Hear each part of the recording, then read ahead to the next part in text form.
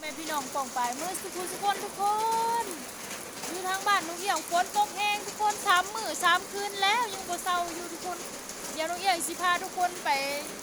เลาะเบิ่งอันน้ำเต็มทุ่งไร่ทุ่งนาเลยทุกคนตอนนี้น่ะแบบ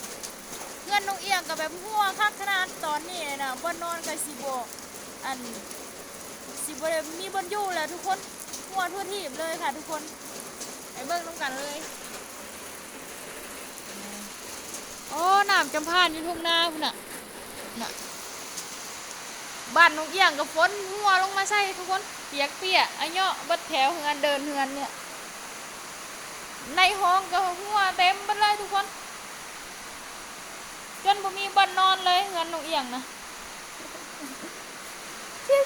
เอานะครับทุกคน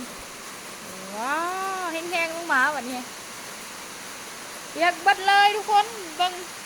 สภาพบ้านนอนน้องเอี่ยงอยู่กุ้งกลางมุงอยู่สิเลยทุกคนฝนตกแห้งน่ะจนได้ออกมานอนอยู่นอกเหลือเจ๊เดียวเนี่ยที่ฝนตกทำโอ้น้ำฝนออกแกงกับทุกคนพายุเข้าฝั่งลาวแล้วนะครับทั้งลมทั้งฝนเลยค่ะทุกคนตอนนี้ฝนตกหนักมากครับชมบรรยากาศบ้านน้องเอี่ยงดูดิโอ้โหฝนตกเฮือนก็เพพังครับทุกคนหลังกะสีก็หัวลงมาหายแล้วทุกคนทำยังไงดีนี่น้ำน้องกับตำพันเลยทุกคนอันนี้คือในบ้านเด้อทุกคนเด้อบรรยากาศบ้านน้องเอี่ยงผู้ใครน่ะเขาหารัดปลาเลย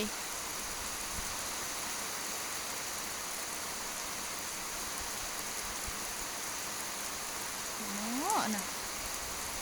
เบิ่งนะทุกคนฝนตกแห้งทุกคนบ้านเฮือนน้องเอี่ยงอยู่ตอนนี้จนสี่อยู่บ่ได้แล้วทุกคนสังกะสีมันหัวน่ะเปียกเลยไม่มีบ่อนอยู่เลยครับฝนตกทำ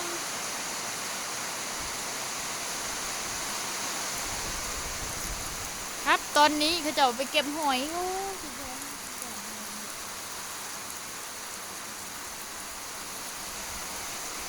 ทางใดฝนตกบ้างก็คอมเมนต์มานี่เด้ออยู่ทางนี้3-4 มื้อแล้วทุกคน4 มื้อ 4 คืนแล้วตกตลอดเลยน่ะเด็กหน่อยเข้าไปเก็บหอยทุกคน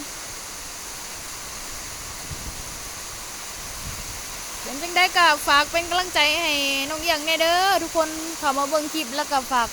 กดไลค์กดแชร์กดส่งกำลังใจมาให้น้องเอี่ยงแน่เด้อจ้านะจ๊ะฝนตกหำนะคะบ้านก็รั่วทุกคนบ้านก็รั่วแล้วบ่มีบนเสาแหละทุกคนบ้านอยู่บ้านน้องเอี่ยงอยู่ก็ได้ไผเนาะน่ะ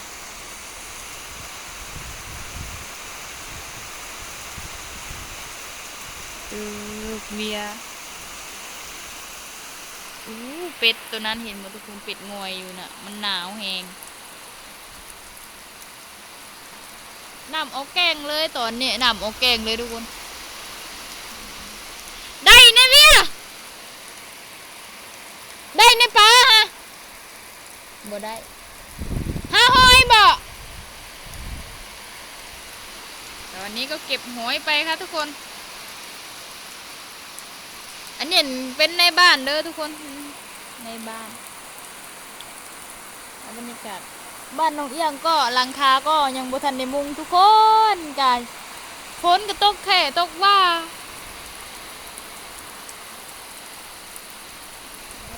จังไดก็ฝากเป็นกำลังใจให้น้องเอี่ยงนี่เด้อครับเด้อทุกคนน้องเอี่ยงปิดประตูก่อนเดี๋ยวมันสาดเข้ามาเปียกเหมือนเปียกกว่าเก่าอีก แถวบนนอนก็เปียกหมดเลยครับทุกคนลงน้ำนะครับ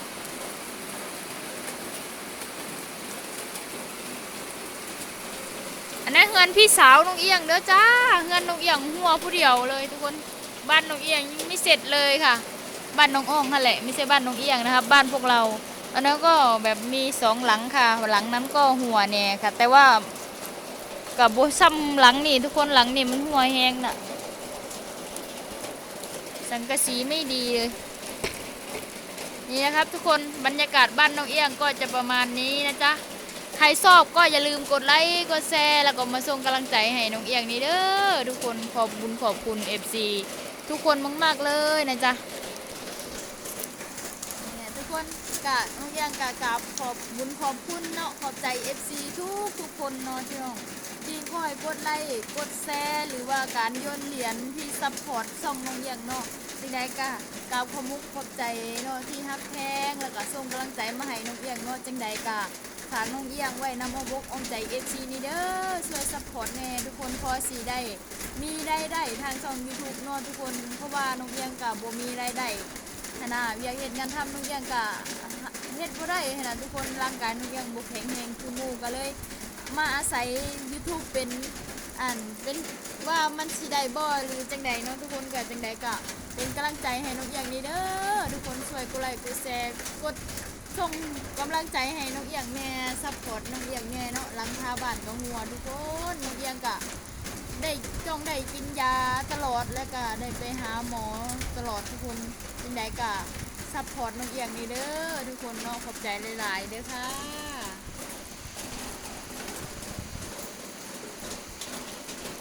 ชีวิตคนจนที่แหลมลอนต้องทนจากนาดอนบ้านเฮาส่งแห่งใจเอาไปรับจ้างเขาพอได้